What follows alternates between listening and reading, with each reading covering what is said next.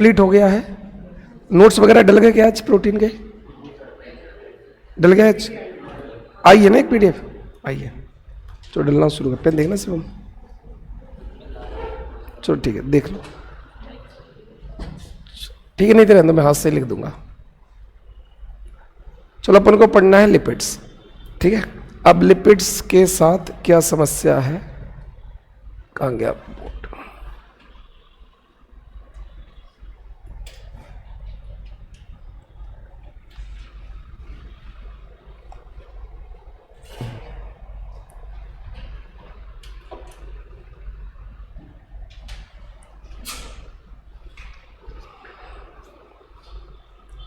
Protein में किसी को कोई डाउट है?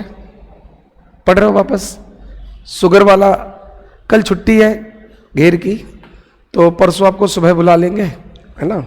परसों सुबह आ सकते हो ना आप लोग? ठीक है, तो सुबह जल्दी बुला लेंगे। 8 से 9 आ सकते हो? उठ जाते हो? हाँ भले 8 से 9, ठीक है 8 से 9 बुलाते हैं तुम लोगों को।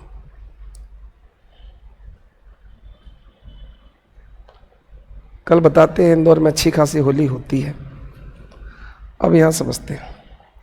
अपन ने सबसे पहले पढ़ा कार्बोहाइड्रेट, और कार्बोहाइड्रेट में क्या लिखा कि अगर मोनोसैकेराइड को जोड़ते चले जाएं, है ना, तो कार्बोहाइड्रेट को अपन और क्या बोलते हैं? पॉलीसैकेराइड। मोनोसैकेराइड की साथ साथ अपन इसको क्या बोलते हैं? पॉलीसैकेराइड। पॉली मतलब बहुत सारे, सैकेराइड मतलब शुगर। तो अगर हम बहुत सारी शुगर मोनोसैकेराइड को जोड़ दें तो क्या बन जाएगा? कार्बोहाइड्रेट। तो जब मैं कार्बोहाइड्रेट को देखूंगा तो सब में केवल शुगर मिली होगी, और ऐसी किसी भी संरचना को होमोजीनस, हिंदी में समांगीय। तो कार्बोहाइड्रेट का स्ट्रक्चर होमोजीनस है।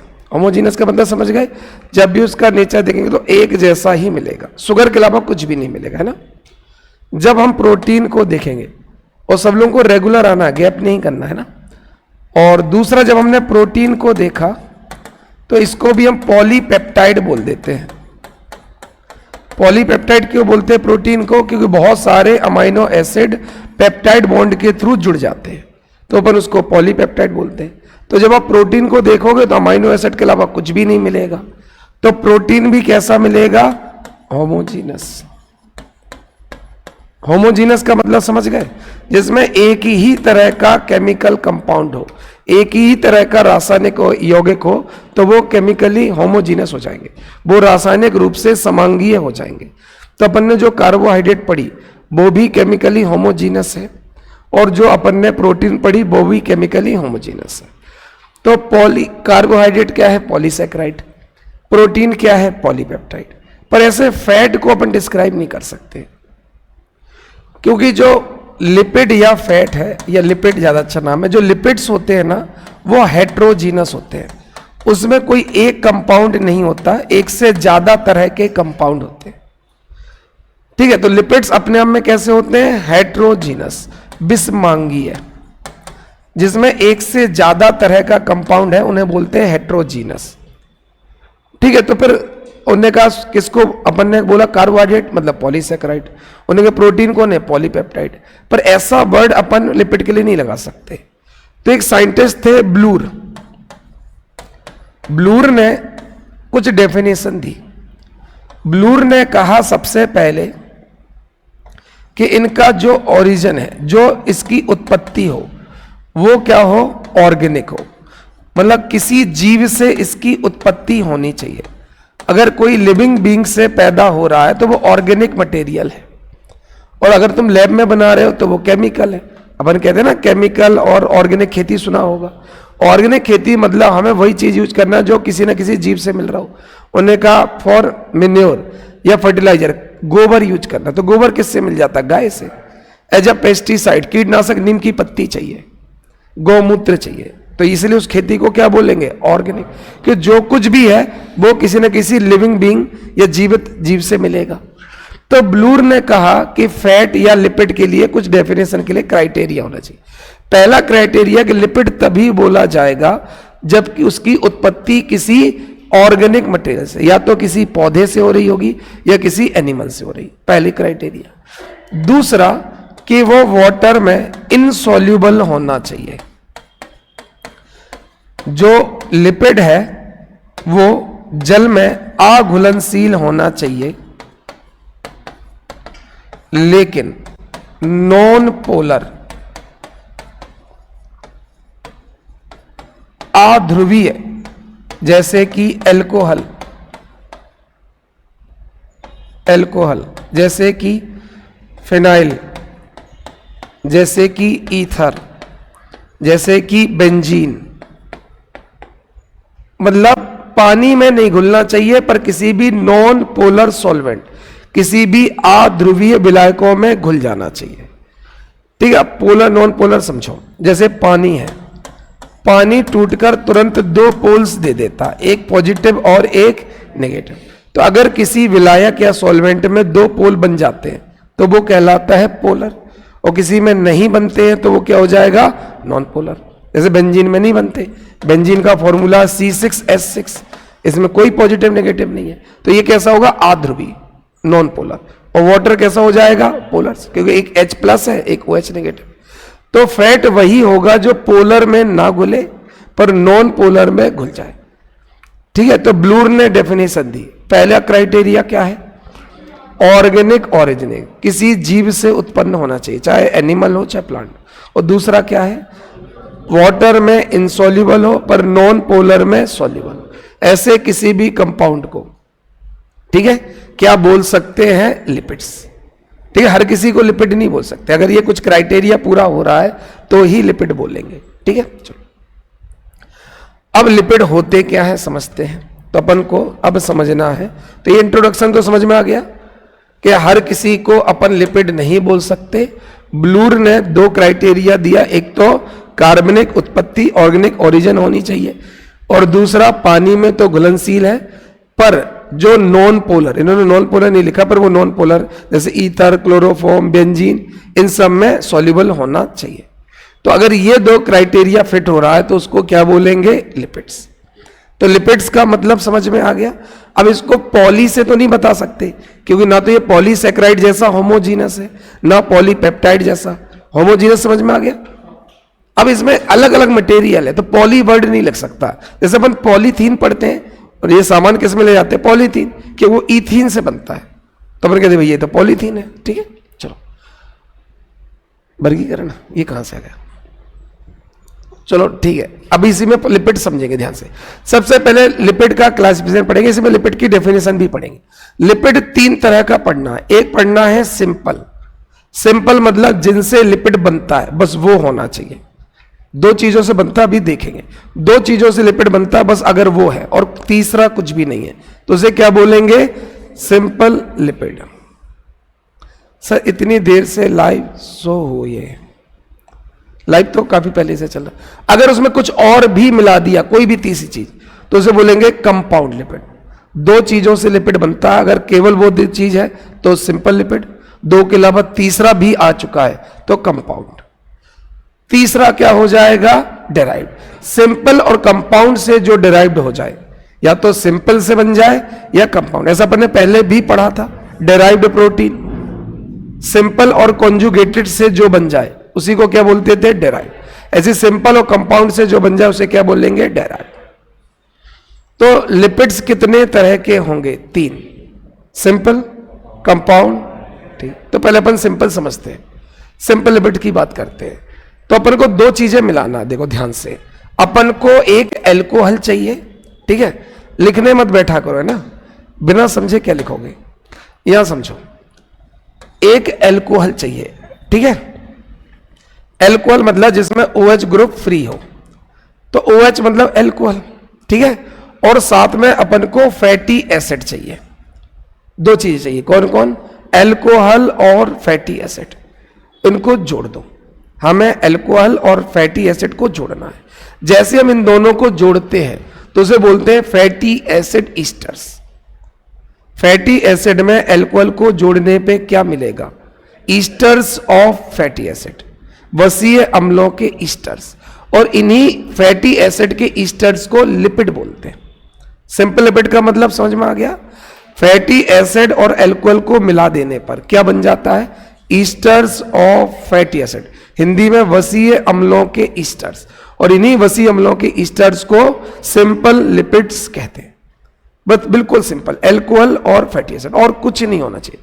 अगर केवल ये दो चीजें, कौन कौन, अल्कोहल और वसीय अम्ल, फैटी एसिड, अगर दो चीजें बस हैं, कौन कौन, एक तो फैटी एसिड और एक अल्कोहल, तो उसी को क्या कहते हैं, सिंपल लिपिड्स।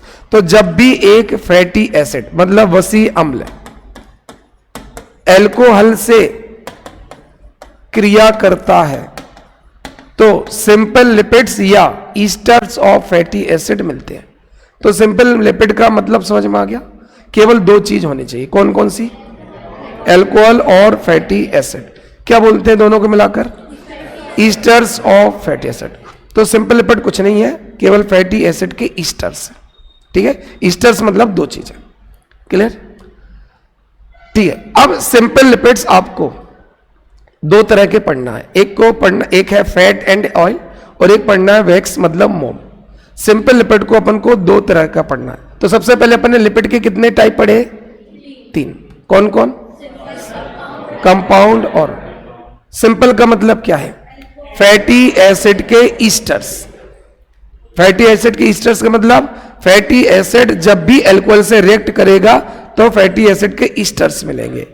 तो केवल अल्कोहल और फैटी एसिड होगा तो सिंपल, अल्कोहल और फैटी एसिड के अलावा तीसरा कुछ भी आ जाएगा तो कंपाउंड, और सिंपल और इनसे कुछ चेंज होके बन जाएगा तो डेराइव। अब शायद तीनों समझ में आ गए होंगे, सिंपल, कंपाउंड और डेराइव। सिंपल समझ में आ गया। अब सिंपल में अपन को दो चीजें पढ़ना, दो टाइप, एक को फैट एंड ऑयल पढ़ना है और एक वैक्स पढ़ना। तो fat and oil and wax अपन को पढ़ना। सबसे पहले पढ़ना है फैट एंड ऑयल, ठीक है। अपन ने ये लिख लिया, ये बना लिया, अच्छा बनाते चलो, केवल फ्लो चार्ट सा बना लो, यही तुम्हारा शॉर्ट नोट्स है, ठीक है।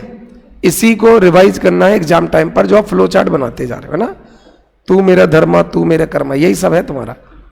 इसको लाल कपड़े में बांध कर डेली पूजा किया करो, हाँ डेली, है ना, लाल किताब। तो पहले ये लिख लो। सर लाइव में देखा था, नहीं सो रहा था, कोई दिक्कत नहीं, टेक्नीशियन की तरफ से सॉरी बोल रहे हैं ना। चलो क्लासिफिकेशन लिपिड का लिख लिया तीन। पहले जनरल लिपिड का मतलब क्या है, ईस्टर्स ऑफ फैटी एसिड, बस एक लाइन लिख दो और नीचे लिख देना alcohol plus at fatty acid, ठीक है। सिंपल लिपिड के सामने लिख देना वसीय अम्लों के ईस्टर्स। अच्छा लैंग्वेज तो कोई दिक्कत तो नहीं हो रही, हिंदी इंग्लिश वालों को, है ना। और यहां नीचे लिख देना alcohol plus fatty acid, alcohol तथा वसीय अम्ल, दो चीज लिख देना, ठीक है। तो सिंपल लिपिड्स के सामने क्या लिखोगे, ईस्टर्स ऑफ फैटी एसिड, वसीय अम्लों के ईस्टर्स, और नीचे क्या लिखोगे, अल्कोहल प्लस वसीय अम्ल बराबर सिंपल लिपिड्स। तो अपन को समझ में आ जाएगा सिंपल लिपिड का मतलब क्या है, ठीक है। चलो अब अपन को सिंपल लिपिड्स में क्लासिफाई करना है, दो तरह का पढ़ना है, fat and oil and wax मोम, fat and oil and wax. तो अपन को सिंपल लिपिड दो तरह का पढ़ना, वसा और तेल और वैक्स, ठीक है। सबसे पहले फैट एंड ऑयल पढ़ते हैं ना। फैशन बहुत आसान है, देखो अगर हम अल्कोहल में केवल ग्लिसरॉल ले लें, फैटी एसिड का अल्कोहल के साथ जो ईस्टर बनता है उसी को तो सिंपल लिपिड्स बोलते थे, अभी तक यही पढ़ा था ना कि अल्कोहल और फैटी एसिड को मिला दें तो सिंपल लिपिड बनेगा। अब अगर अल्कोहल में केवल ग्लिसरॉल ले ले, कंफर्म है कि ग्लिसरॉल होना चाहिए, ग्लिसरॉल एक अल्कोहल है, OL मतलब अल्कोहल, मेथेनॉल, एथेनॉल, ग्लिसरॉल, तो OL मतलब अल्कोहल होगा। तो अगर हम कंफर्म है कि फैटी एसिड के साथ ग्लिसरॉल ही ले लें तो ग्लिसरॉल लेने पर वो फैट एंड ऑयल बनता है, ठीक है, ठीक है। तो अगर हम ग्लिसरॉल के एक के साथ यहां बनाए दे रहे हैं कोई डायग्राम, अच्छा यही डायग्राम था ना जो अभी दिखाया था, देखो अगर हम ग्लिसरॉल के साथ, एक अल्कोहल है, ग्लिसरॉल के साथ 1 2 3 फैटी एसिड जोड़ दें तो उसे फैट या ऑयल कह सकते हैं। फैट या ऑयल समझ में आ गया, कैसे कहेंगे, अगर हम 3 फैटी एसिड के साथ 3 वसीय अम्ल के साथ ग्लिसरॉल, और कोई अल्कोहल नहीं होना चाहिए, मेथेनॉल नहीं होना चाहिए, एथेनॉल नहीं होना चाहिए, बेंजोल नहीं होना चाहिए, केवल कौन होना चाहिए, ग्लिसरॉल। तो अगर हम 3 वसीय अम्लों के साथ तीन फैटी एसिड के साथ केवल ग्लिसरॉल को जोड़ दे तो हमें फैट एंड ऑयल मिलता है। कंडीशन अलग है, अपन पढ़ेंगे कब फैट बोलना है कब ऑयल बोलना है, पर हम फैट ऑब्लिक ऑयल बोलेंगे, या तो फैट बोलेंगे या ऑयल। अब कितने फैटी एसिड जोड़ने पड़े? तीन। देखो ना, 1 2 3 ये लिखा भी है। एक ग्लिसरॉल के साथ कितने फैटी एसिड जोड़ने पड़े? तो इस तरह के फैट या ऑयल को ट्राइग्लिसराइड बोलते हैं। तो फैट या ऑयल को हम ट्राइग्लिसराइड बोल सकते हैं क्या? किसी भी तेल को ट्राइग्लिसराइड बोल सकते हैं क्योंकि 3 फैटी एसिड से बना है। तो फैट या ऑयल का मतलब क्या है? जब भी फैटी एसिड ग्लिसरॉल के साथ ईस्टर बनाए तो उसे फैट या ऑयल बोलते हैं, वसा या तेल। इस वसा या तेल को हम ट्राइग्लिसराइड भी बोल सकते हैं। क्यों? क्योंकि फैट या ऑयल बनाने में 3 फैटी एसिड यूज होते हैं। ये बात समझ में आ गई? तो अपन ने फैट या ऑयल लिखा, फैट ऑयल में क्या लिखा कि अगर फैटी एसिड ग्लिसरॉल के साथ ईस्टर बनाए, ठीक है, क्लियर? तो उसे क्या बोलेंगे? Fat and oil.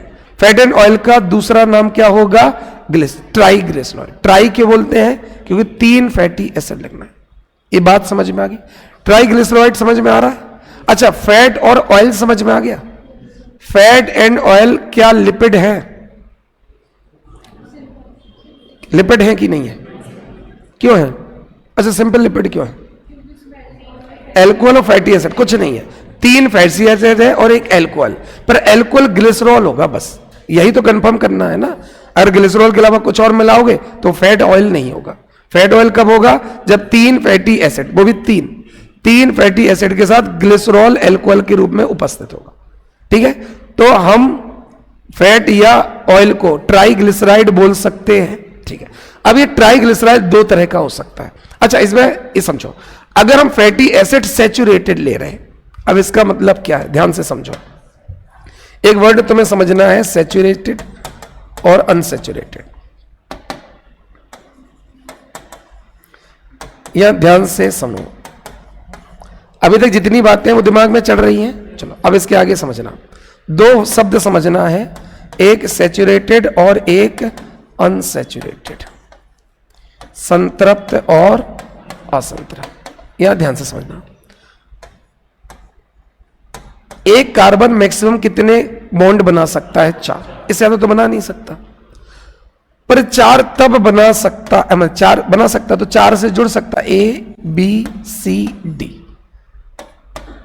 इसमें भी 4 ही है, देखो बस एक डबल बॉन्ड ही तो कर दिया। ये भी क्या है? 4 ही है।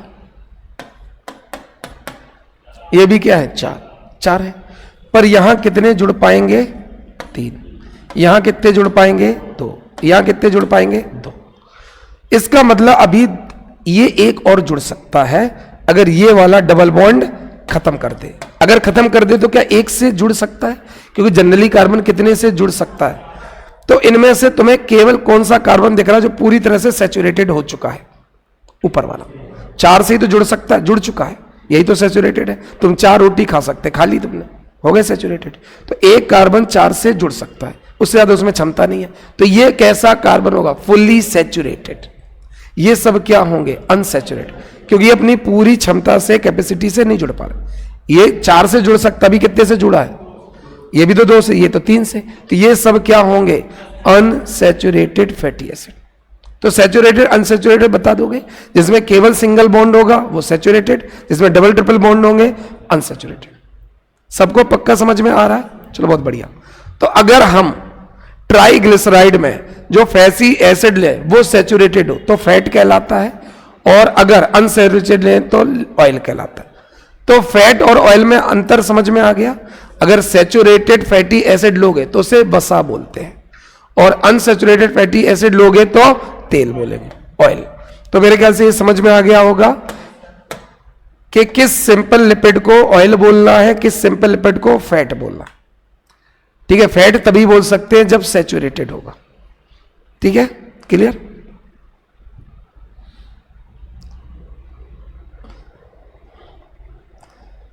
तो ऑयल और फैट कैसे बनते हैं? कैसे बनते? पूछ रहे, मुंडी नहीं लाना। फैट एंड ऑयल कैसे बनते हैं? ग्लिसरॉल और फैटी एसिड से। क्या फैटी एसिड में चेंज होने से फैट ऑयल भी बदल सकता है? कब ऑयल बनेगा? अनसैचुरेटेड। ये बात समझ में आ गया? तो डालडा तेल है कि फैट है? घी और डालडा फैट होगा, तेल क्या होगा? अनसैचुरेटेड। ठीक है, अब ध्यान से, अब चाहे फैट हो चाहे तेल हो, इससे कोई मतलब नहीं, बन चुके हैं। ये भी ट्राइग्लिसराइड होगा, क्योंकि ये भी ग्लिसरॉल को 3 फैटी एसिड जोड़ने से बनेगा, और ये भी क्या होगा? 3 फैटी एसिड को ग्लिसरॉल से। बस वो फैटी एसिड कैसे है उस बेस पर नाम बदल जाते हैं। बात तो वही है, इसको भी 3 फैटी एसिड प्लस 1 ग्लिसरॉल, इसको भी 3 फैटी एसिड प्लस 1 ग्लिसरॉल। बस इसके फैटी एसिड अनसैचुरेटेड है, इसके फैटी एसिड सैचुरेटेड, मतलब ये भी ट्राइग्लिसराइड होगा और ये भी। तो वसा और तेल दोनों ही क्या कहलाएंगे? ट्राइग्लिसराइड। ठीक है, अब ट्राइग्लिसराइड 2 तरह के होंगे। ठीक है, यहां मैंने ग्लिसराइड लिखा पर ट्राई ही समझना, 2 तरह के होंगे समझना। अगर तीनों एक जैसे हुए, जो 3 फैटी एसिड, कितने फैटी एसिड लेना है? 3। एक ग्लिसरॉल के साथ कितने लेना है? 3। पर मैंने पहला, दूसरा और तीसरा तीनों एक जैसे ही ले लिए। जो पहले फैटी एसिड लिया वही दूसरा वही तीसरा, तो उसको क्या कहेंगे? सिंपल ट्राइग्लिसराइड का मतलब समझ में आया? ऐसा ट्राइग्लिसराइड जिसमें 3 फैटी एसिड हो और तीनों की तीनों सेम हो। अगर समान फैटी एसिड ले लिया तो कैसा ट्राइग्लिसराइड? सिंपल। और अलग अलग ले लिए तो मिक्स्ड। तो सिंपल और मिक्स्ड ट्राइग्लिसराइड समझ में आया? सिंपल कब बोलेंगे? अगर एक ही तरह के 3 आइडेंटिकल फैटी एसिड लोगे तो क्या बनेगा? सिंपल। और 2 या तीनों अलग। देखो इसमें, देखो तुम ये मुझे बताओ, ये कैसा होगा? सिंपल होगा या मिक्स्ड होगा? देखो ये वाला फैटी एसिड, ये वाला फैटी एसिड और ये वाला अलग अलग एक है। देखो ना, RCOH, RCOH और RCOH एक जैसे है। देखो ये तो ग्लिसरॉल है, यह मत देखो, अपन को क्या देखना है? Fatty acid. इस फैटी एसिड में देखो तुम्हें क्या दिख रहा है? तीनों एक जैसे हैं, तो ये कैसा होगा? Simple triglyceride. मुझे बताओ ये सैचुरेटेड या अनसैचुरेटेड? डबल बॉन्ड दिख रहा है? डबल बॉन्ड मतलब फैट या ऑयल? ऑयल है, तो ये ऑयल बनेगा। ये जो ट्राइग्लिसराइड बनेगा ये तेल कहलाएगा। ये समझ में आ गया कौन सा ट्राइग्लिसराइड तेल है, कौन सा फैट है? और ये भी समझ में आ गया सिंपल का मतलब क्या है।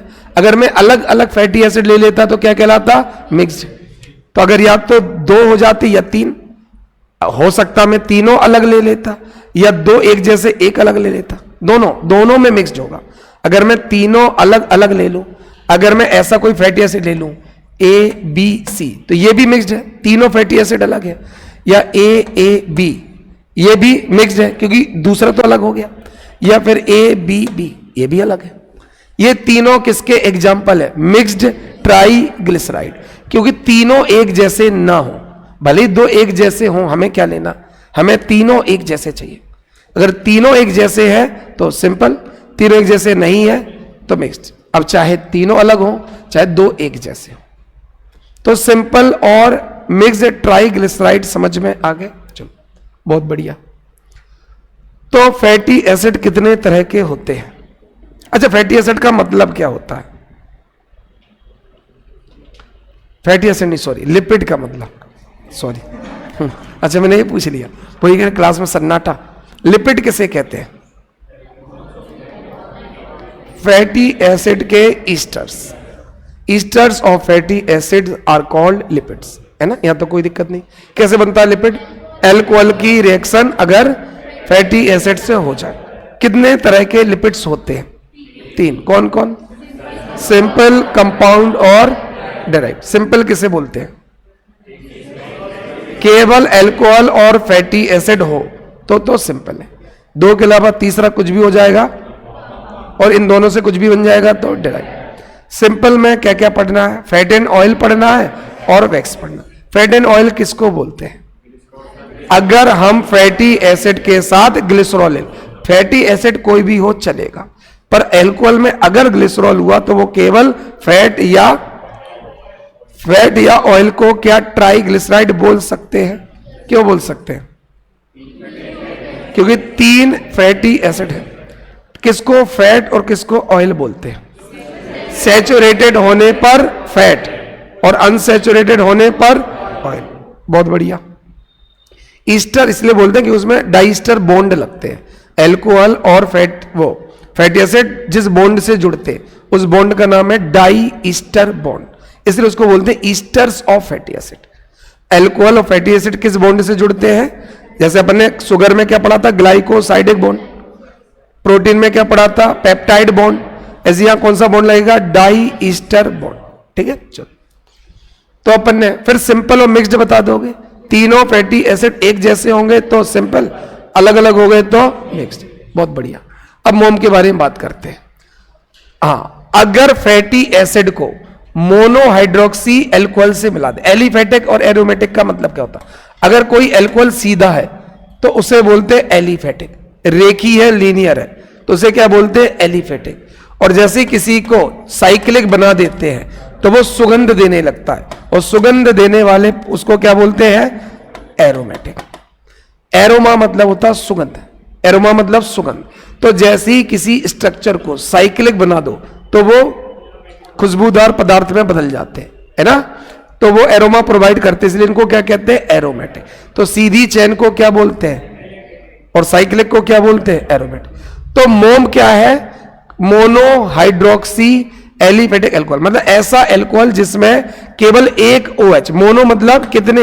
एक, मोनो मतलब एक, OH मतलब हाइड्रोक्सी, ऐसा एल्कोहल जिसमें केवल एक OH हो।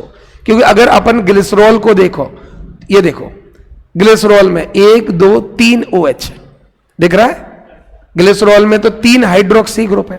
हमें कैसा एल्कोहल चाहना है? मोनोहाइड्रोक्सी। मोनो मतलब ऐसा एल्कोहल जिसमें केवल एक OH हो। बहुत सारे हो सकते हैं, बहुत सारे हो सकते हैं। मेथनॉल हो सकता है, एक OH। एथेनॉल हो सकता है, 2 H है। ये बात समझ में आ गया? बेंजेनॉल नहीं हो सकता। बेंजेनॉल जिसको फिनॉल बोलते हैं, एक्चुअली बेंजेनॉल नहीं, फिनॉल। फिनॉल नहीं हो सकता क्योंकि इन्हें कैसा चाहिए? तो साइक्लिक वाला एल्कोहल नहीं चल सकता, तो फिनॉल से वैक्स नहीं बन सकती। आ रही समझ में? थोड़ी थोड़ी केमिस्ट्री यूज कर रहे हैं कि टॉपिक ही बायोकेमिस्ट्री है, जीवों से मिलने वाली केमिस्ट्री है ना, बायोकेमिस्ट्री। तो एलिफेटिक समझ में आ गया, जो सीधे हैं, है ना? कैसे बनेगा देखो, जैसे मुझे मेथनॉल बनाना है, 3 OH जोड़ दो और एक, वो 3 H जोड़ दो, एक OH जोड़ दो, बन गया CH3OH, और एक कार्बन, इसलिए उसे मेथनॉल बोलते हैं। ठीक है। एथेनॉल कैसा बनता है? ये वाला, एक H एक H एक H, फिर एक H एक H और OH, सीधा ही है बिल्कुल, एक कार्बन दूसरा, बिल्कुल सीधे चले जा रहे हैं। तो ऐसी सीधे चेन वालों को क्या बोलते हैं? तो फैटी एसिड को कैसे अल्कोहल से जोड़ना चाहिए? एक तो मोनोहाइड्रोक्सी, केवल कितने OH? एक, और चेन कैसी होनी चाहिए? सीधी, मतलब ऐसा कुछ होना चाहिए। चेन चाहे लंबी कितनी भी हो जाए पर चेन सीधी होनी चाहिए और OH एक होना चाहिए। अगर मोनोहाइड्रोक्सी एलिफेटिक एल्कोहल से फैटी एसिड को जोड़ देंगे तो क्या बन जाती है? मोम, वैक्स। तो वैक्स कैसे बनती है समझ में आ गई? और तेल और वसा कैसे बनता है? ग्लिसरॉल से जोड़ दो, तेल वसा बन जाता है, और मोनोहाइड्रोक्सी एलिफेटिक एल्कोहल से जोड़ दो, मोम बन जाता है, वैक्स। यहां तक समझ में आ रहा है? कंफ्यूज तो नहीं हो रहे? बढ़िया चल रहा सब? जैसे ही तुम्हारी ट्रेन पटरी से उतर जाए, मतलब क्या होता है एक्चुअली, ऐसे मैं बोलता हूं, तुम लोग हो पैसेंजर और लेक्चर है ट्रेन, तो जब तक तुम ट्रेन में बैठे हो, सफर का मजा ले रहे हो, कोई दिक्कत नहीं। पर जैसे ही तुम स्टेशन पे छूट जाओ और तुम्हारी ट्रेन आगे निकल जाए तो मुझे बता देना कि सर हमारी ट्रेन निकल गई है, ठीक है? तो तुम मंजिल तक सिलेक्शन कब होगा? जब तुम ट्रेन में बैठोगे। ट्रेन में बैठना मतलब समझ में आना। जब आपको समझ में ही नहीं आएगा तो डेस्टिनी तक कैसे पहुंचोगे? तो भाई साहब बिना अपने उसके ही बता देना। मैं नहीं चाहता कि कॉलेज जैसा लेक्चर चले, प्रोफेसर आए कुछ भी बोले, बच्चा भी सोच रहा है 1 घंटा टाइम काटना है 9 से 10, ऐसा नहीं। जहां तुम्हें समझ में आए, जितनी मेरी क्षमता होगी उतना तुम्हें समझा देंगे, है ना? चलो, तो मोम कैसे बनता है और फैट एंड ऑयल कैसे बनता है? तो सिंपल लिपिड में 2 ही पढ़े थे, fat and oil and wax. और मोम देखो कैसे कैसे बनता है। ह्यूमन में जो मोम बनता है वो कोलेस्ट्रॉल के ईस्टर से बनता है। हमारे अंदर जो वैक्स निकलता है वो काहे से निकलता है? कोलेस्ट्रॉल से। पौधों में जो मोम मिलती है वो कार्नोबोमोम कहलाती है। पौधों से निकलने वाली वैक्स क्या होगी? कार्नोबोमोम। इंसानों में कौन सी मोम है? कोलेस्ट्रॉल ईस्टर वाली मोम। तो वैक्स, तो ह्यूमन बॉडी में जो वैक्स है वो कोलेस्ट्रॉल ईस्टर से निकलती है। प्लांट की जो वैक्स है वो कार्नोबो है। तो ह्यूमन की वैक्स कोलेस्ट्रॉल ईस्टर है, प्लांट की वैक्स कार्नोबो वैक्स है। ठीक है। इसके बाद जो मधुमक्खियां वैक्स बनाती हैं उन्हें वी वैक्स कहते हैं। मधुमक्खी की वैक्स, मधुमक्खी की मोम। मधुमक्खी क्या क्या बनाती है? एक तो हनी, शहद, और दूसरा मोम। इन दोनों में से मधुमक्खी का खुद का प्रोडक्ट कौन सा है और खुद का प्रोडक्ट कौन सा नहीं है?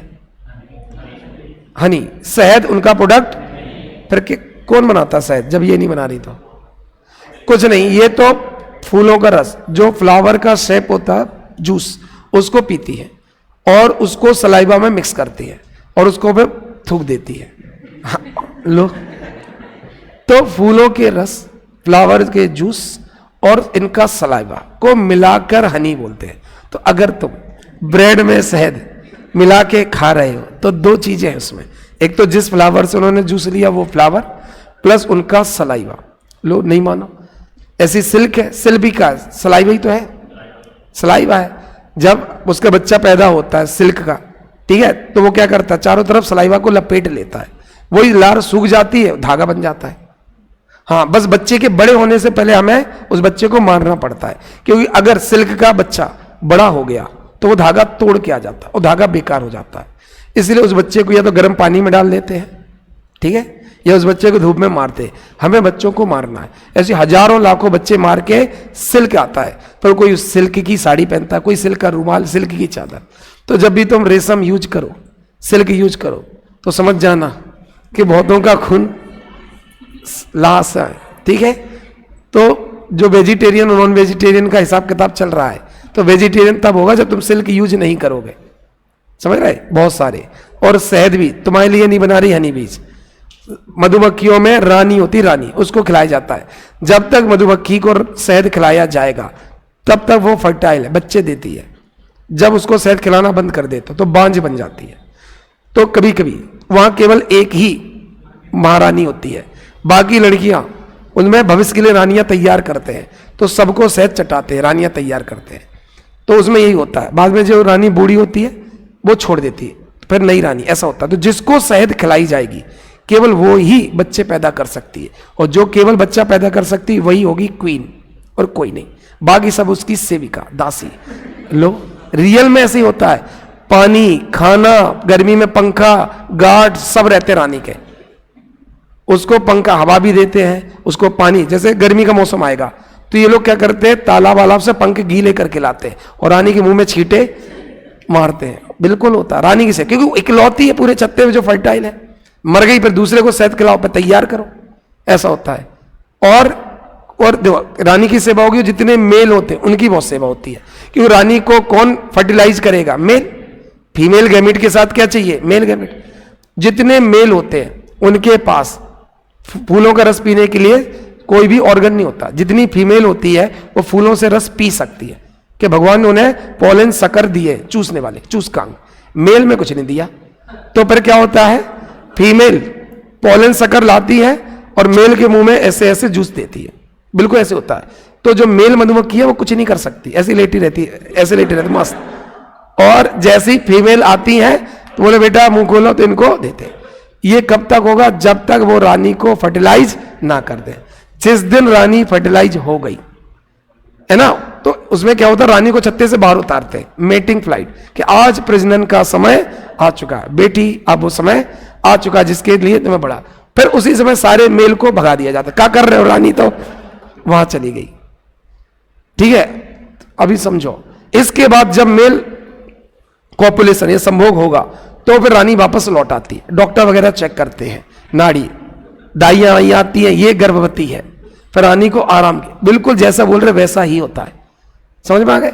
अब जितने मेल हैं, गार्ड बाहर ऐसे भाला लिए रहते, एंट्री बंद हो जाती। जैसी रानी फर्टिलाइज होगी, सारे मेल जो बिल्कुल अय्यासी की लाइफ जी रहे थे उनको निकाल दिया जाता है।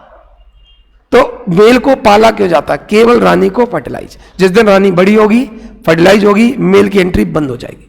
और ध्यान रखना, जो फर्टिलाइज करता है रानी उसको डंक से ही मार देती है।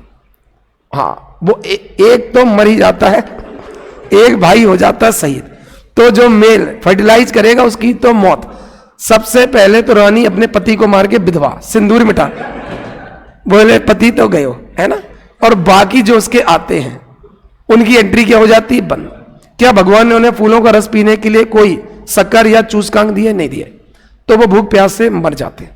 तो जब भी तुम्हें मधुमक्खी के छत्ते की तरफ 20, 50, 100 लाशें दिखाई दे तो समझ जाना कौन है? मेल।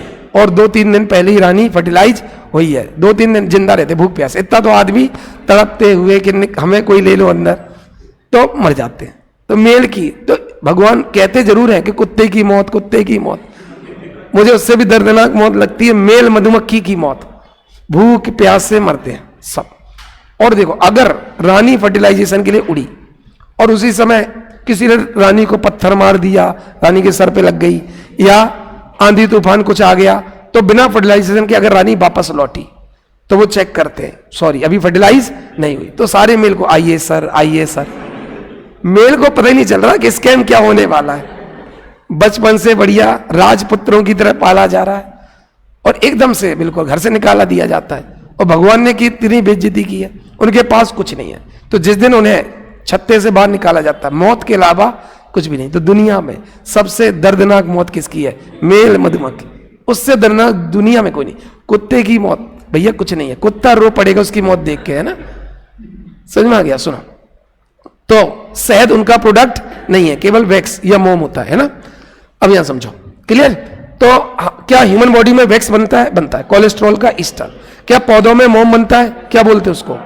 कार्बियोन, है ना, कार्न उबा जो भी हो। और हनी में बी वैक्स बोलते हैं। इसके अलावा मोम कहां मिलता है? मानव में तो मिलता है, सिल्क वाला है, एक और है। इसके अलावा रेशम में भी, ऊन में बनता है। ऊन में बनने वाले मोम को बोलते हैं लेबोलिन, लेबोलिन बोलते हैं, लेनोलिन बोलते हैं, लेनोलिन, लेनोलिन। ऊन पर मिलने वाले मोम को क्या बोलते हैं? लेनोलिन या वूल फैट। तो ऊन पर मिलने वाला मोम क्या कहलाता है? लेनोलिन। ये गलत लिखा है यहां पे, ये होगा लेनोलिन, ठीक है, लेनोलिन।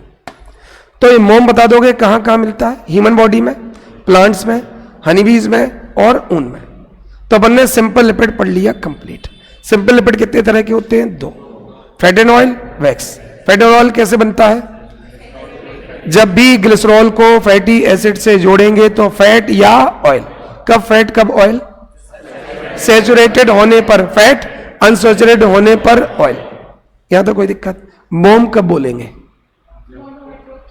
जब भी फैटी एसिड के साथ mono hydroxy aliphatic alcohol Easter बनाएगा तब उसे बोलेंगे मोम। क्लियर? ठीक है। पहले क्या पीएससी में ये इकोनॉमिक जूलॉजी था, तो ये चैप्टर पढ़ा करते थे पहले। मधुमक्खी पालन ये सब था सिलेबस में, पुराने सिलेबस में।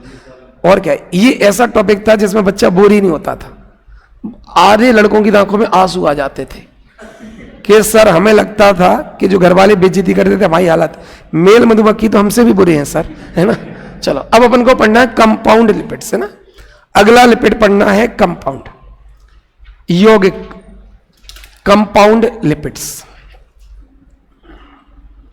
सर फिर से समझा दिए वैक्स वाला, और कितना समझना। लाश बिछ गई यहां पे, इतनी बॉर्डर में नहीं मरे थे सिपाही जितने यहां मरे। चलो अब यहां सुनो, कंपाउंड लिपिड्स। तो जब भी एल्कोहल और फैटी एसिड के साथ साथ तीसरा, देखो 2 तो होने चाहिए। जब तक 2 नहीं होंगे लिपिड तो कहलाएंगे ही नहीं। फैटी एसिड और एल्कोहल होंगे तो लिपिड कहलाएंगे। तीसरा भी कुछ होना चाहिए, तो इससे बहुत सारे बन जाएंगे। देखो बहुत आसान है। अगर उसमें फॉस्फेट जोड़ देंगे, लिपिड में अगर फॉस्फेट जोड़ दिया तो क्या बन जाएगा? फॉस्फोलिपिड। अगर कार्बोहाइड्रेट जोड़ दिया तो ग्लाइको, ग्लाइको मतलब ग्लाइकोजन, कुछ भी, शुगर। तो अगर हम लिपिड में शुगर जोड़ देंगे तो ग्लाइकोलिपिड्स। अगर हम सल्फेट जोड़ देंगे तो सल्फोलिपिड। किसका फोन आ रहा घर से? बच्चा ईमानदार है, सुनो। और अगर लिपिड में प्रोटीन जुड़ गई तो लिपोप्रोटीन। तो ये सब किसके एग्जाम्पल हो जाएंगे? कंपाउंड लिपिड के। तो कंपाउंड लिपिड समझ में आ रहा है? जब भी लिपिड के साथ कुछ और जोड़ दिया जाए, जैसे फॉस्फेट, जैसे कि शुगर, जैसे कि सल्फेट और जैसे प्रोटीन। लिपिड में प्रोटीन जोड़ दिया तो क्या बन गया? लिपोप्रोटीन। तो ये लिख लो कौन कौन से हो जाएंगे कंपाउंड लिपिड्स।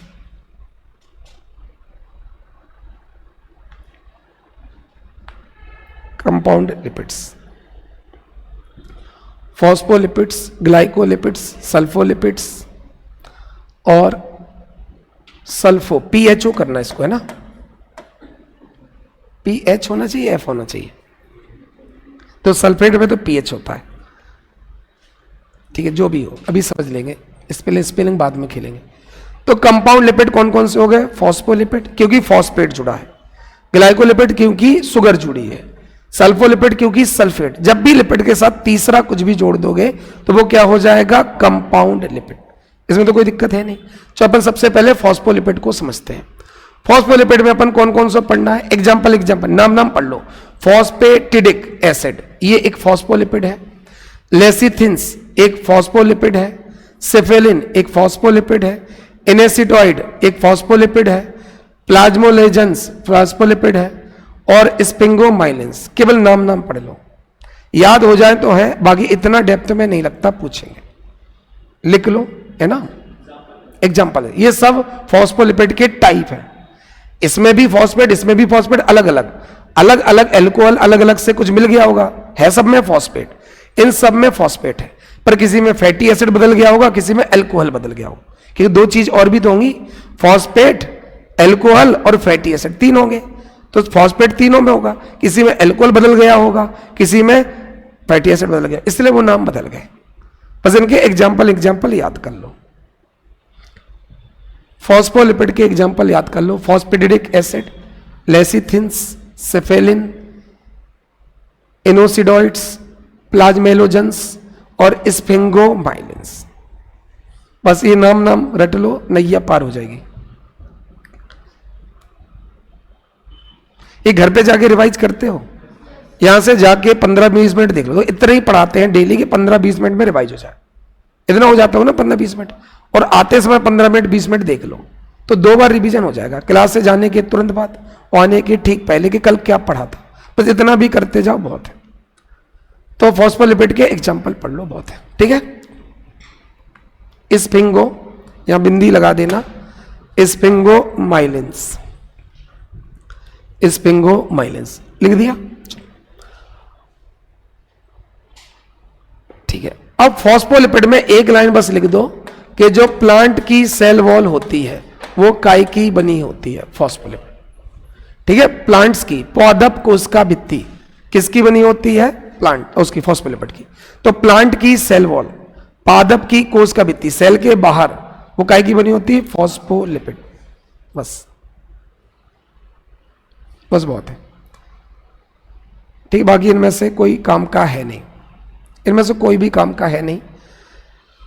हाँ, बस इसमें एक काम का है, स्फिंगोमाइलिन, ये थोड़ा सा मुझे काम का लग रहा है। स्फिंगो इसलिए बोलते हैं क्योंकि इसमें स्फिंगोसीन एसिड है, फैटी एसिड है ना अलग अलग, चूंकि इसमें स्फिंगोसीन है इसलिए इसको स्फिंगोमाइसिन।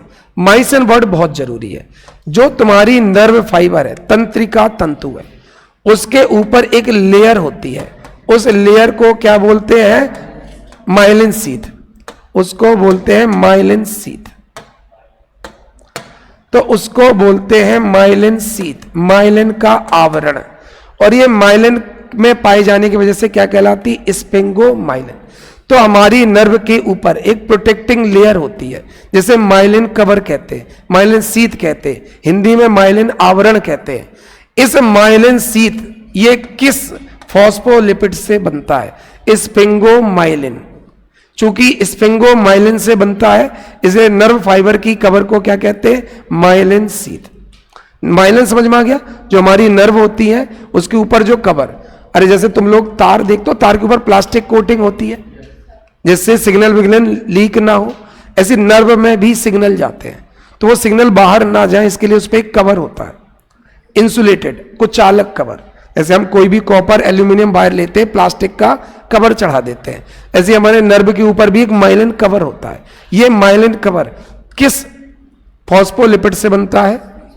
स्पिंगोमाइलिन। स्पिंगो क्यों बोलते हैं? क्योंकि स्पिंगोसीन फैटी एसिड है। और इसको माइलिन क्यों बोलते हैं? क्योंकि ये माइलिन कवर बनाता है। बस ये तुम्हारे लिए थोड़ा सा इंपॉर्टेंट है। तो नर्व फाइबर की जो माइलिन लेयर है या माइलिन सीथ है वो काहे की बनती? स्पिंगोमाइलिन्स। बस कंप्लीट। चलो, अब फॉस्फोलिपिड के बाद अगला कौन सा था? ग्लाइकोलिपिड। ग्लाइकोलिपिड का मतलब क्या होगा? Lipid plus sugar. अगर लिपिड के साथ कार्बोहाइड्रेट जोड़ देंगे तो क्या बन जाएगा? ग्लाइकोलिपिड। ठीक है, चलो ग्लाइकोलिपिड्स। ग्लाइकोलिपिड्स में अपन को दो पढ़ना है। एक जो तुम्हारे सेरिब्रम में मिलता है, चूंकि सेरिब्रम में मिलते हैं इसलिए इसको क्या बोलते हैं? सेरिब्रोसाइट्स।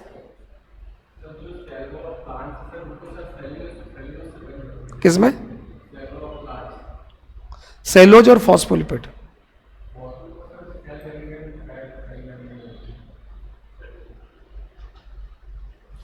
सेल मेम्ब्रेन बनती है उससे लिपोप्रोटीन।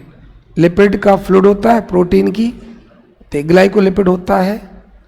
और ग्लाइकोलिपिड ग्लाइकोप्रोटीन नहीं, फॉस्फोलिपिड तो नहीं होता। चलो चेक कर लूंगा ना, चेक कर लूंगा।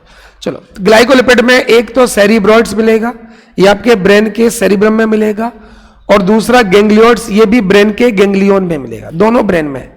ये ब्रेन के सेरिब्रम में है, ये ब्रेन के गैंग्लियोन में है। तो ग्लाइकोलिपिड्स आपके ब्रेन में मिलता है।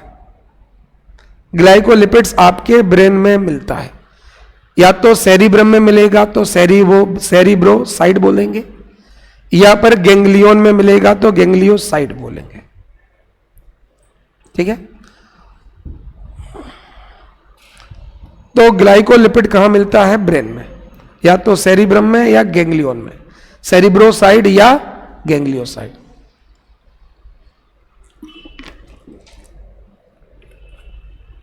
चलो, बहुत बढ़िया।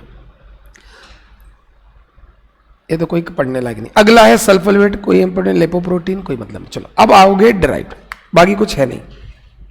तो हमने लिपिड के कितने टाइप पढ़े, जल्दी से बताओ। कौन कौन? सिंपल लिपिड, कंपाउंड लिपिड और डिराइव्ड लिपिड, व्युत्पन्न लिपिड। तो सरल, यौगिक और व्युत्पन्न। सिंपल में कौन कौन से पढ़े? फैट एंड ऑयल और वैक्स। फैट एंड ऑयल कब बनता है? जब हम जब हम फैटी एसिड को ग्लिसरॉल से जोड़ दें। अगर हम फैटी एसिड को ग्लिसरॉल से जोड़ दें तो फैट एंड ऑयल बनता है। अगर सैचुरेटेड होगा तो फैट, अनसैचुरेटेड होगा तो ऑयल। बहुत बढ़िया। वैक्स कब बनता है? जब हम फैटी एसिड को मोनोहाइड्रोक्सी, एक अल्कोहल वाले एलिफैटिक अल्कोहल से जोड़ दें। अगर ग्लिसरॉल से जोड़ेंगे तो फैट एंड ऑयल बनेगा, और मोनोहाइड्रोक्सी एलिफैटिक अल्कोहल से जोड़ देंगे तो क्या बन जाएगा? वैक्स। कंपाउंड में क्या क्या बन सकता है? या तो फॉस्फेट जुड़ा होगा तो फॉस्फोलिपिड, या शुगर जुड़ी होगी तो ग्लाइकोलिपिड, या सल्फर जुड़ा होगा तो सल्फोलिपिड, या प्रोटीन जुड़ी होगी तो लिपोपिड। और कुछ जुड़ा है क्या? नहीं। तो ये सब किसके उदाहरण हो जाएंगे? कंपाउंड। फिर फॉस्फोलिपिड में बहुत सारे एग्जांपल याद कर लेना। ग्लाइको में कौन कौन से मिलेंगे? या तो सेरिब्रोसाइड मिलेगा या गैंग्लियोइड्स मिलेगा। इसमें केवल तुम्हें वही स्पिंगोमाइलिन याद रखना बस, बाकी इनमें कोई याद नहीं रखना। अब अपन को तीसरा कौन सा पढ़ना है? डिराइव्ड। यहां तक पूरा याद हो चुका है क्लासिफिकेशन। ठीक है, चलो बहुत बढ़िया। अब अपन को पढ़ना है डिराइव्ड। डिराइव्ड में हमें क्या क्या पढ़ना है देख लो। तो सबसे पहले हमें पढ़ना है स्टीरोल्स, फिर पढ़ना है steroids, sterols and steroids, sterols and steroid, sterols and steroid पढ़ना है, फैटी एसिड्स पढ़ना है, सल्फोलिपिड्स पढ़ना है,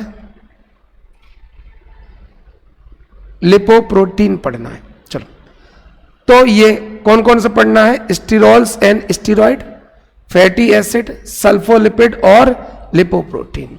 इनमें भी ये दो कुछ नहीं पढ़ना है, उसके डायरेक्ट तुम्हें केवल स्टीरोल्स एंड स्टीरॉयड और फैटी एसिड्स पढ़ना है बस। Sterols, steroid and fatty acid, बस ये दो पढ़ना है। ये पढ़ो या ना पढ़ो कोई दिक्कत नहीं। चलो, सबसे पहले स्टीरोल और स्टीरॉयड पढ़ लेते हैं। सबसे पहले स्टीरॉयड पढ़ लेते हैं। स्टीरॉयड क्या बनता है? बाइल जूस में मिलता है। स्टीरॉयड कहां मिलता है? बाइल। गॉल ब्लैडर का नाम सुना है? जो गॉल ब्लैडर कौन सा जूस बनाता है? बनाता नहीं, सीक्रेट करता है। बनाता तो लिवर है, तो तुम्हारा गॉल ब्लैडर कौन सा जूस बनाता, सीक्रेट करता है? Bile juice. इस बाइल जूस में कौन सा लिपिड मिलता है? स्टीरॉयड। स्टीरॉयड एक डेराइव्ड का एग्जांपल है, ठीक है। ये क्या होते हैं? इमल्सीफायर होते हैं। तो स्टीरॉयड में जो कॉलिक एसिड है, स्टीरॉयड तो नहीं, स्टीरॉयड में जो कॉलिक एसिड है ये मिलता है। चलो, स्टीरॉयड है ना, स्टीरॉयड में जो कॉलिक एसिड है ये मिलता है बाइल जूस में। या इसको लिख लेना CHOLIC, ये मिलता है बाइल जूस में। देखो, सबसे पहले अपन ने डिराइव्ड में क्या क्या पढ़ना है? स्टीरोल्स, स्टीरॉइड्स और फैटी एसिड, बस इतना पढ़ना है। स्टीरोल्स में हमें क्या पढ़ना है? सब स्टीरॉइड्स में सबसे पहले कॉलिक एसिड कहां मिलेगा? बाइल जूस में। और आपने ये लाइव क्लास खत्म होने के बाद कमेंट रिप्लाई कर देना। चलो, बाइल जूस में, बाइल जूस का काम क्या है? इमल्सिफिकेशन, इमल्सीकरण। क्या होता है इमल्सिफिकेशन? मतलब अगर जटिल से सरल बना दिया तो वो तो डाइजेशन हो जाएगा, इमल्सिफिकेशन नहीं होगा। देखो, समझो ध्यान से, ये है एक बड़ी फैट ड्रॉप।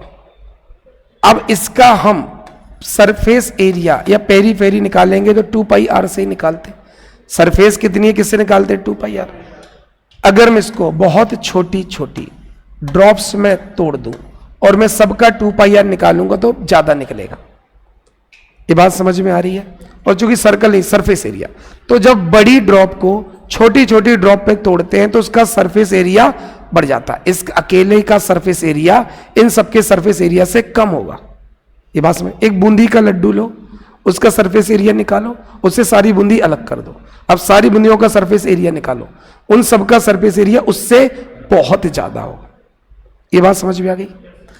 अब एंजाइम को एरिया ज्यादा चाहिए होता है। जितना बड़ा सरफेस एरिया होगा उतने ज्यादा एंजाइम उस फैट को डाइजेस्ट कर सकते हैं। तो फैट का डाइजेशन कब होगा? जब फैट की ड्रॉप बड़ी होगी या फैट की ड्रॉप छोटी होगी। स्मॉलर फैट ड्रॉप्स का डाइजेशन ज्यादा अच्छा हो सकता है, और बड़ी ड्रॉप को छोटी ड्रॉप में तोड़ना इमल्सिफिकेशन होता है, डाइजेशन नहीं। जब ये इमल्सिफाइड हो जाएगी तो इसका एंजाइम क्या करेंगे?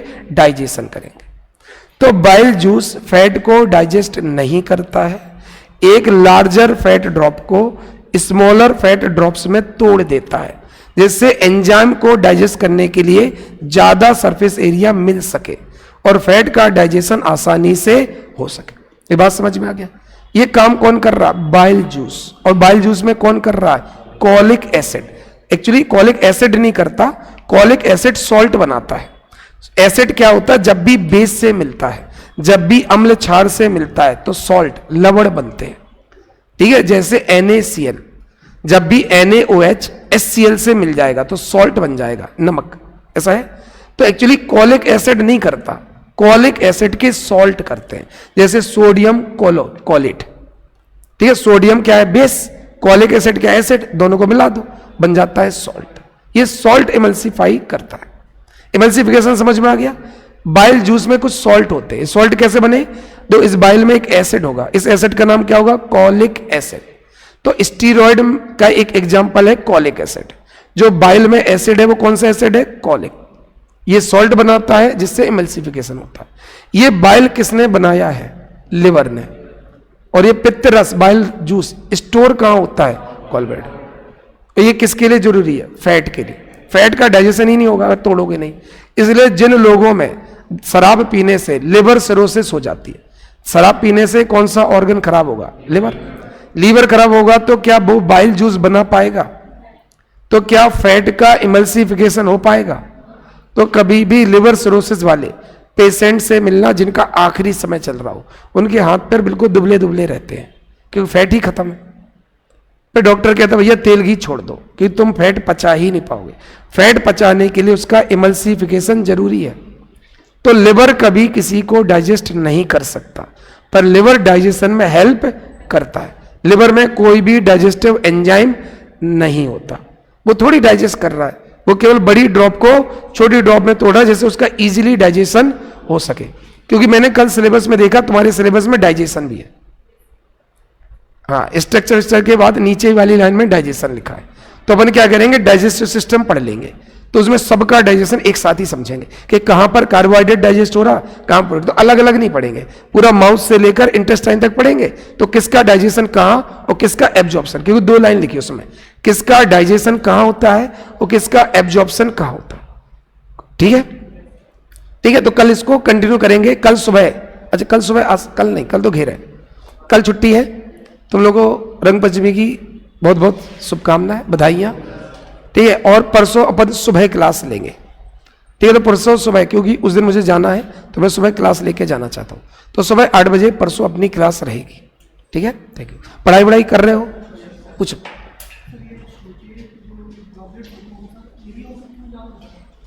किसमें? अरे मतलब जैसे एक, मतलब अपन वही बोला ना, एक बूंदी का लड्डू। अब सरफेस एरिया का फॉर्मूला देखो, सर्कल का तो मैं बता रहा हूं 2πr, क्योंकि लड्डू सर्कल नहीं है, एक स्फेरिकल है, तो उसका एक फॉर्मूला होता होगा, कोई है मैथ्स वाला? गोले का सरफेस एरिया कैसे निकालते हैं? कोई है गणित रामानुजन की पीढ़ी का? अरे कोई तो फॉर्मूला, अरे जैसे चूड़ी है उसका तो सरफेस एरिया निकाला जा सकता 2πr, पर गोले का सरफेस एरिया कैसे निकालेंगे? कोई फॉर्मूला होगा, जो भी होगा। तो उस फॉर्मूले से जब हम एक लड्डू का सरफेस एरिया निकालेंगे, ठीक है। अब हम सारी बूंदी अलग कर दो, हर एक बूंदी का क्या करो, सरफेस एरिया निकालो, और जब सबको जोड़ोगे उस अकेले लड्डू से ज्यादा निकलेगा। ये गणित से हो रहा है। ये देखो, जैसे मैं बता रहा हूं, अरे जैसे एक आदमी को लिटाओगे और एक आदमी को सर्कल बनाओगे, तो बताओ किसमें सरफेस एरिया कम हो जाता? सर्कल में। अब देखो, सर्दी आती ही, सर्दी में बाहर ठंड है, तो उस ठंड से निपटने के लिए हमारे शरीर में हीट होनी चाहिए कि नहीं? अब हीट हमारे अंदर से बाहर ना निकल जाए, क्योंकि हमेशा हाई से लो की तरफ जाएगा। बाहर है लो टेम्परेचर, अंदर है हाई टेम्परेचर, तो हीट कहां से कहां जाएगी? अंदर से बाहर, और बाहर निकल गई मर जाएंगे अपन, क्योंकि 37 फिक्स है। तो हम लोग क्या करते हैं, रात को समय सर्दी में सोते से सर्कल बना लेते हैं। देखा है कैसे सोते हैं अपन? सिर और घुटना बिल्कुल पास में आ जाता है, तो हम क्या बना लेते हैं, सर्कल। जैसे हमारा सरफेस एरिया छोटा हो जाए। सरफेस एरिया जितना छोटा होगा हीट लॉस।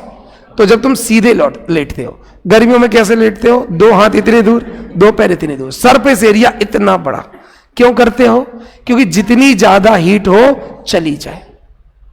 ऐसे तो सोते हैं, गर्मियों में तुम सिकड़ के नहीं सो सकते। कैसा? हाँ हाँ, अगर बार बार हो रहा तो निकाल देते हैं, तो डाइजेशन। हाँ, फिर तो स्टोर नहीं होता, जितना बनता है उतना आता जाता है। स्टोरेज जैसी फैसिलिटी खत्म है। गॉल ब्लैडर बनाता थोड़ी, स्टोर करता। बनाता कौन है? लिवर। तो अगर आप गॉल ब्लैडर निकाल भी दोगे तो बनता तो रहेगा, पर स्टोर कभी नहीं होगा। ठीक है, तो अपन अब फैट का कल क्लासिफिकेशन, फैट के फंक्शन स्ट्रक्चर, ये काफी खत्म कर देंगे, है ना। धन्यवाद।